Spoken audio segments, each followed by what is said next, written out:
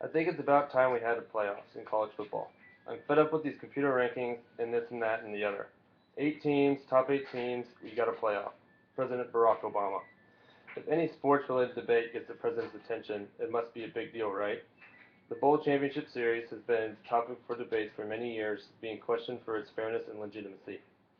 However, many people who decide to weigh in on the debate tend not to fully understand how the BCS both works and therefore have clouded opinions. The BCS is quite possibly one of the most complex ranking procedures and selection processes today. Since 1998, the committee has used specialized computer formula to determine each team's rank every week. These final standings are then used to place teams in their respective bowl games, include some of those including the BCS National Championship game. However, the computers have been known to cause great conspiracy, which leads people to pushing for a new system, a playoff. The BCS system was introduced in 1998 by Roy Kramer, a former SEC commissioner, according to Alex Altman of Time magazine. Its main goal was to place the two top-ranked teams into one final and then in turn decide the rightful champion of college football. Altman also says that before this, the bowl games were mainly continuations of rivalries and mostly played for financial gain. First, the BCS ranks teams on a weekly basis, depending on the week's games. The rankings list is 1 from 25 and have tendencies to change frequently throughout the season. The main component that goes into these rankings is averages from other polls. The other polls consist of the Harris Interactive College Football Bowl poll, USA Today Coaches Poll, and then the individual BCS computer rankings as well. Each makes up 1/3 of the final BCS standings. However, in order to get the final public standing, the BCS averages are then ranked. These averages are calculated by averaging the percentage totals from each poll.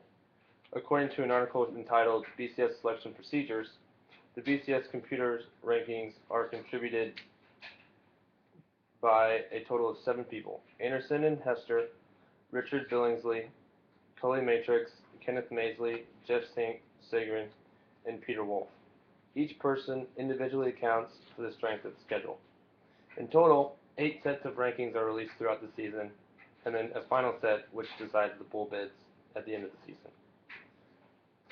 BCS standings are used not only during the season, but also have a factor in the BCS bowl bids. Within the bowl selection process, there are several rules concerning automatic qualification. This means that champions of larger conferences automatically are given berths into the BCS Championship Series bowl games because they are part of a larger conference. These conferences include the ACC, the Big East, the Big Ten, the Big 12, the Pac-12, and the SEC. Smaller conferences such as Conference USA, MAC, WAC, Mountain West, and Sun Belt are only given automatic bids if they finish in the top 12 BCS standings at the end of the season. The BCS bowl games include the Sugar Bowl, Orange Bowl, Rose Bowl, Fiesta Bowl, and then finally the National Championship game, whose location is played at one of those 4 bowl sites. According to the article BCS Selection Procedures, by rule, the 2 teams atop the BCS standings are selected to play in the National Championship game. However, this rule and many others have led the BCS to be surrounded by controversy and conspiracy. Since many fans do not understand the differentiation between automatic and non-automatic qualifiers, they often become outraged when bowl season comes around. For example, in 2008 National Championship game, the Oklahoma Sooners were selected to play with the Texas Longhorns. Were selected to play with the Texas Longhorns, ranked 3rd. However, early in the season, the Longhorns faced the Sooners and beat them 45-35. The computers did not analyze this and therefore chose the wrong team. Another example of this occurred in 2009 with the Boise State Broncos. Even though they were part of the WAC, a smaller conference, they still went undefeated in the regular season. Their legitimacy of this, though, was questioned because of the strength of their schedule being from a smaller conference. Austin Murphy is quoted saying, are they worthy for a BCS title game berth with their easy schedule, or lightweight pretenders if they face more qualified teams? They ended up playing TCU in the Fiesta Bowl, which they ended up winning 17-16. Because of all this controversy and conspiracy, this upcoming season will be the last of the BCS Bowl games.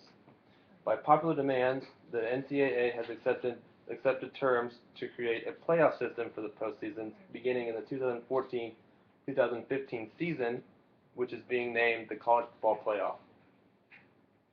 This playoff system will pit four teams, will seed four teams in a playoff bracket, and they will then play a traditional playoff form to decide the national champion. Also, by popular demand, the computer ranking system has also been abolished.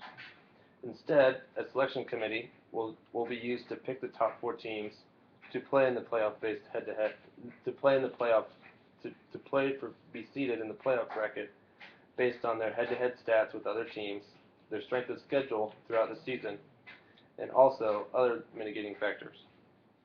Besides the playoff, the next top 8 teams will compete in familiar bowls such as the Orange Bowl, Rose Bowl, Sugar Bowl, Cotton Bowl, Fiesta Bowl, Chick-fil-A Bowl, still with prestige, but not as prestigious as the BCS National Championship College Football Playoff, which these bowl games are promised to have great matchups for any college football loving fan. The BCS is one of the most complex systems in all of sports, which also leads to lots of misunderstanding. If more fans took time to learn its regulations, I feel that their anger and frustration would be no longer. The BCS uses multiple sources when ranking teams, so it can create a more complete standings. But with computers, you take away the aspect of momentum, home field advantage, and the ability to review previous weeks, like the Texas-Oklahoma incident. No matter what anyone thinks, however, BCS will remain in college football through the 2014 season until the bowl and media rights expire, and at that point, the college football playoff will take over and change the face of football as we know it. There's a bright future in the future of college football. Yay. Thank you.